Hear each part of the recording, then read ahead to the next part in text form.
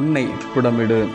தேசமெங்கும் சம்பவிக்கும் காரியம் என்னவென்றால், அதில் இருக்கின்ற 2 பங்கு மனுஷர் சங்கரிக்கப்பட்டு மாண்டு போவார்கள், 3ஆம் பங்கோ அதில் மீதியாயிருக்கும். அந்த 3ஆம் பங்கை நான் அக்கினிக்கு உட்பட பண்ணி, வெள்ளியை உருக்குகிறது போல அவர்களை உருக்கி, பொன்னை புடமிடுகிறது போல அவர்களை புடமிடுவேன். அவர்கள் என் நாமத்தை தொழுது கொள்வார்கள். நான் அவர்கள் விண்ணப்பத்தை கேட்பேன்.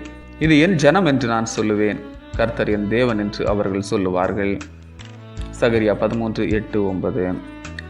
வெள்ளி தன்னை ஒருக்கும் பணியாளனிடம் ஏன் என்னை கொடுமைப்படுத்துகிறாய் என வினாவ, அவனோ, கொஞ்சம் வலி தாங்கு, உன்னை விலையேற பெற்றதாய் மாற்றுவேன் என்றானாம். மாசு தூசு கரை இவற்றின் மடிவினிலே மலர்வதுதான் ஒளிர்தல். தூய்மையாக துன்பமேற்றாலும் உருவம் பெற உருகுலைதலும் புதுமை பெற புடமிடப்படுதலும் இவையெல்லாம் உருகுதலின் பாதையில் பயணிக்கின்றது. கடினங்கள் கரைவதற்கு அல்ல, கடவுளோடு இணைந்து களை கட்டவே. மாயையிலே மறைந்து கிடந்தவை நோவுதல் வழிபெற்ற புது வடிவம் வெளியேறப்பெற்றது என்ற நிலை பெற்றது.